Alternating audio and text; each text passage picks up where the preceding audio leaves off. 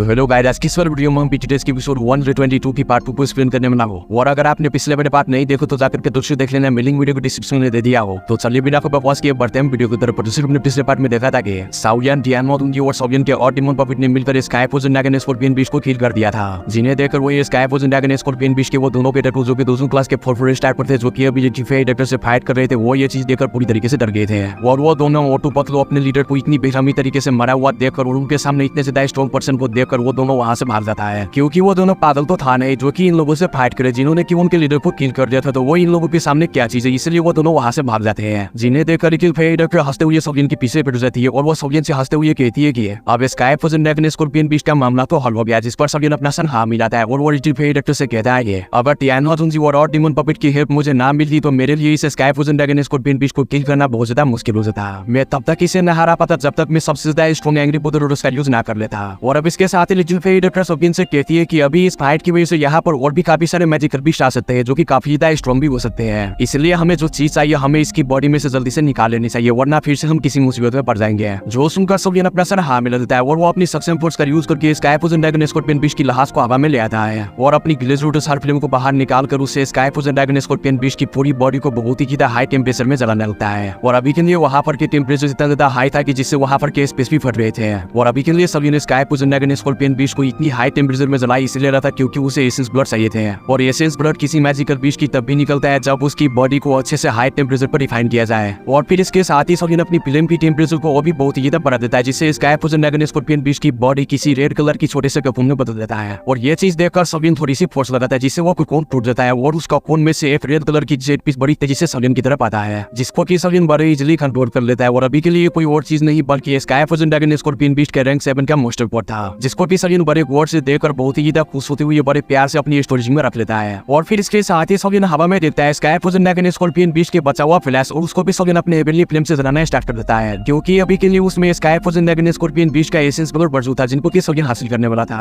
और अब थोड़ी देर तक उसे हाई टेम्परेचर पर जलाने के बाद उसमें से सारा एसेंस ब्लड बाहर निकल देता है, जो देखकर सोवियन बहुत ज्यादा खुश होता है। और जैसे ही वो एसेंस ब्लड पूरी तरीके से बाहर जाता है तो उसमें से बहुत ज्यादा एनर्जी की फ्लक्चुएशन होने लगती है, जो देखकर लिटिल फेई डॉक्टर जल्दी से सोवियन को कहती है कि इस एसेंस ब्लड को जल्दी से अपनी स्टोरेज में स्टोर कर लो, क्योंकि इस तरह का एसेंस ब्लड किसी बहुत ही ज्यादा स्ट्रॉन्ग मैजिकल बीस्ट को यहाँ पर आने पर मजबूर कर सकता है। जो सुनकर सोवियन अपना सर हाँ मिला देता है और उस एसेंस ब्लड को एक जेट की बोतल में डाल लेता है और टियानोदुंजी की तरफ देखकर टियानोदुंजी से कहता है कि वर्ल्ड मिस्टर याओ, ये एसेंस ब्लड आपकी बॉडी को रिफाइन करने में काफी ज्यादा हेल्प करेगा और आप एक बार फिर से अपनी फिजिकल बॉडी में आ पाएंगे। और इसके साथ ही फिर सोवियन एक स्माइल के साथ उस जेट की बोतल को टियानोदुंजी की तरफ बढ़ा देता है, जिसके साथ ही टियानोदुंजी दिल से बहुत ही ज्यादा खुश होता है और वो अपना सर हाँ मिला कर एक रिलीफ पे सांस लेता है। और अभी के लिए टियानोदुंजी इतने ज्यादा खुश थे कि उसके खुशी का ठिकाना ही नहीं था, और आज से पहले टियानोदुंजी इतने ज्यादा खुश कभी नहीं थे जितने की अभी था। और फिर वो बहुत ही ज्यादा खुश होते हुए कहता है कि अब मेरे पास भी एक बॉडी होगी और मैं अपनी दावकी का भी यूज कर पाऊंगा। और इसके साथ ही फिर टियानोदुंजी आगे बढ़कर सोवियन के कांधों पर हाथ रखकर उसे थपथपाते हुए कहता है कि लिटिल फेलो, मैंने तुम्हारे बारे में जो भी सोचा था वो बिल्कुल सही साबित हुआ और तुम्हारा ये फेवर मैं मरते दम तक नहीं भूलूंगा और इसका बदला मैं जरूर चुकाऊंगा। जो सुनकर सोवियन थोड़ा भावुक हो जाता है और वो टियानोदुंजी से कहता है कि वर्ल्ड मिस्टर याओ, आपने मेरी काफी ज्यादा हेल्प की है, तो क्या आपकी इतनी सारी एफर्ट को देखकर मैं आपकी हेल्प नहीं कर सकता?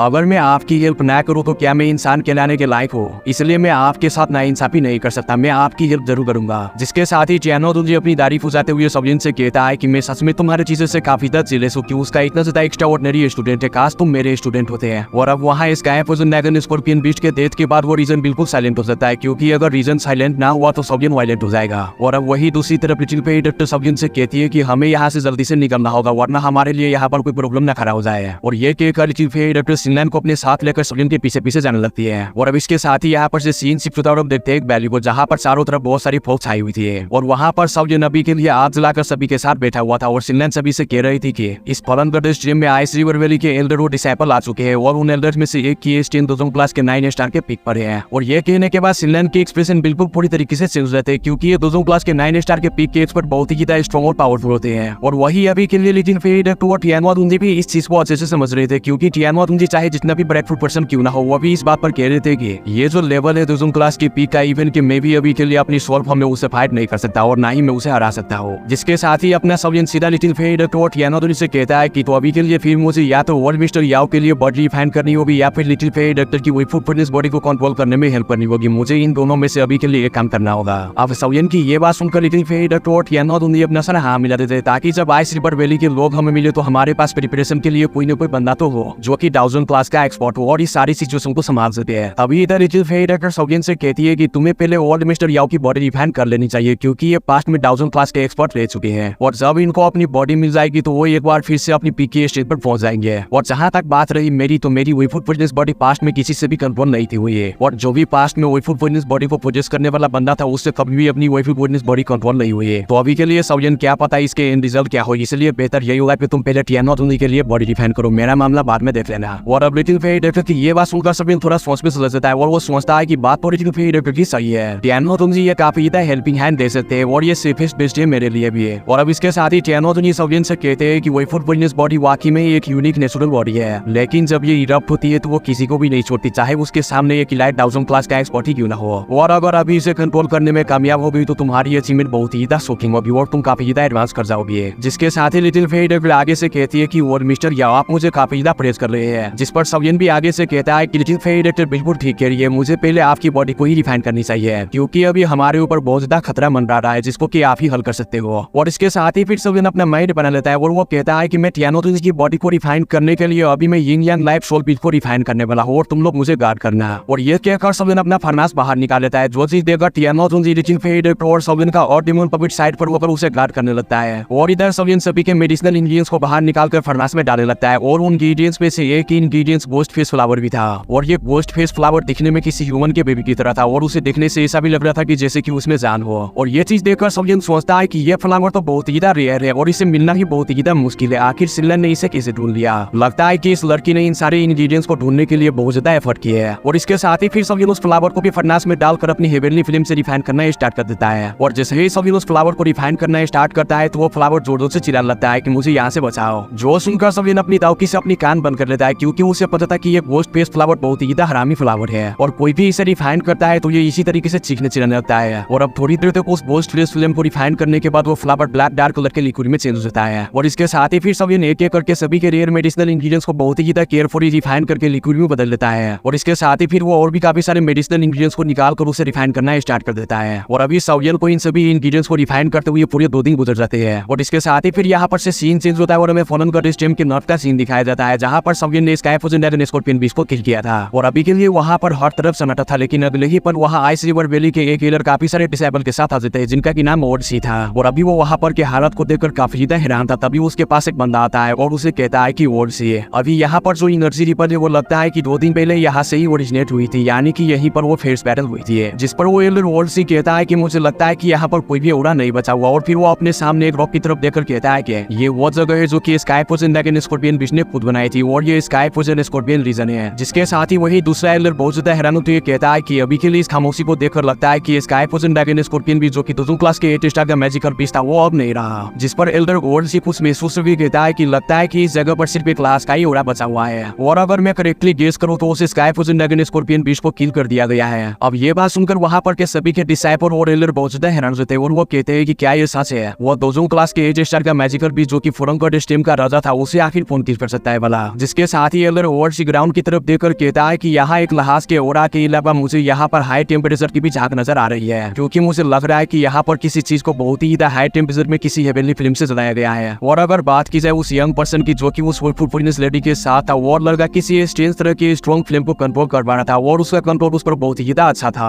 और ये चीज मुझे आइस रिवर वैली के उन डिसेबल से पता चला जो कि मारे जा चुके हैं और उनकी डैमेज सोच से मैंने मीटर बनाया था, मुझे सारी इन्फॉर्मेशन उस मीटर से ही पता चली है। जो सुनकर आइस रिवर वैली के एल्डर्स बहुत ही हैरान होते हैं और वो कहते हैं कि क्या ये सब उस फुटनेस लेडी के साथियों ने किया। जिसके साथ ही एल्डर ओडसी हंसते हुए अपने साथियों से कहता है कि इसमें हैरान होने वाली क्या बात है, तुमने देखा नहीं कि उन लोगों ने हमारे आइस रिवर वैली के एल्डर बिंग और बाकी के 2 एल्डर को किल कर दिया था, तो उनके लिए इस 8 स्टार 2 क्लास के मैजिकल बीस्ट को किल करना कौन सी बड़ी बात होगी है। और फिर इसके साथ ही वो नॉर्थ की तरफ देखते हुए कहता है कि अभी भी इस एयर में sky frozen dragon scorpion beast का ओरा मौजूद है और जहां तक मुझे लगता है कि ये ओरा उसके मोस्टर कोड का है और मैं इस ओरा से उन लोगों को ढूंढ सकता हूँ कि वो लोग कहां पर हैं। और अब इसके साथ ही यहाँ पर से सीन शिफ्ट होता है और हम देखते हैं सौजन को जो कि अभी भी पील डिफाइन करने में लगा हुआ था और लिटिल फेई डॉक्टर टियानो तुंजी और डिमन पपिट और सिनलैंड साइड पर खड़े उसे गार्ड कर रहे थे। तभी सिनलैंड कहती है कि हमें पूरे 6 दिन गुजर चुके हैं लेकिन अभी तक सौजन पील डिफाइन नहीं किया है। जिस पर लिटिल फेई डॉक्टर सिनलैंड के सर पर हाथ रखकर बड़े प्यार से उसे कहती है कि टायर लेवल 7 की पील को रिफाइन करना बहुत ज्यादा मुश्किल है और इसे रिफाइन करने में काफी ज्यादा टाइम भी लगता है। और अभी के लिए सौजन की फरनास को देखकर लग रहा है कि उस फरनास में की पील काफी ज्यादा टेंस हो चुकी है और अब थोड़ी ही देर रह गई है इस पील को रिफाइन होने में। और अभी लिटिल फेई डॉक्टर ये सब कह ही रही थी तो सौजन के फरनास में पील की डिस्ट्रक्शन काफी ज्यादा बढ़ जाती है और वहां पर तूफान सा जाता है और ये चीज देखकर लिटिल फेड फिर कहती है कि अभी के लिए यहाँ पर हो क्या रहा है। अभी वो देखती है सवियन को जिसने की सक्सेसफुली पील को रिफाइन कर लिया था और अभी के लिए उस पील को सवियन की हेवेनली फिल्म ने चारों तरफ से कवर किया हुआ था, जिसे देखकर लिटिल फेड बहुत ज्यादा खुश हो जाती है और वो कहती है कि लगता है कि अब सवियन पील बनाने में कामयाब होने वाला है। और गाइस मैं आप लोगों को बता दूं ये जो यिंग यांग लाइफ सोल पील है वो टायर लेवल 7 की मिडिल ग्रेड की पील है और इसको रिफाइन करना सवियन के लिए ज्यादा मुश्किल भी नहीं था, क्योंकि सवियन ने पहले बर्निंग फिल्म बेली में तैंजन के साथ टायर लेवल 7 की हाई ग्रेड की पील को रिफाइन किया था, जो कि काफी ज्यादा हाई ग्रेड की पील थी।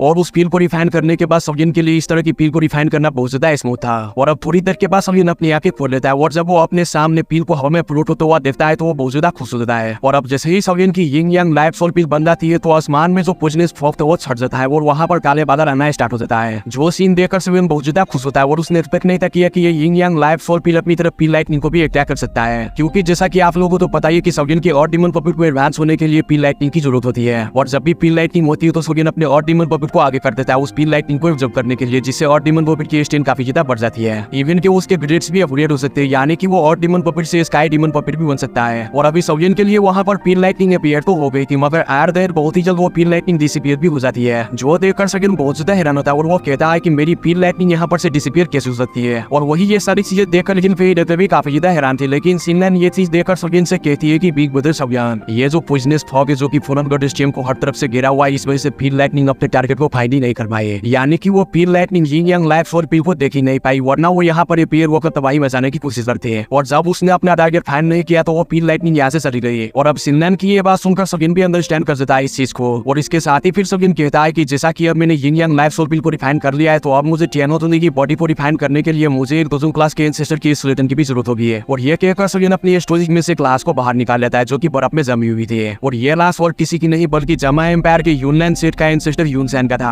और जैसे ही टियानोतोनी इस बॉडी को देखता है तो वो बहुत ज्यादा खुश होता है और वो कहता है कि ये तो बहुत ही ज्यादा हैंडसम है। और इसके साथ ही फिर वो सवियन से कहता है कि रिजिल फैलो बाद में बॉडी रिफाइन करना, पहले ये वीडियो खत्म हो गया तो जाकर के पहले वीडियो को लाइक कर दो और गाइस चैनल पर नई और पहली बार है तो चैनल को भी सब्सक्राइब कर दो। और गाइस मैं इसका नेक्स्ट एपिसोड जल्दी अपलोड कर दूंगा, तब तक के लिए ब्रेड फ्रेश यू खाओ पियो और मस्त रहो।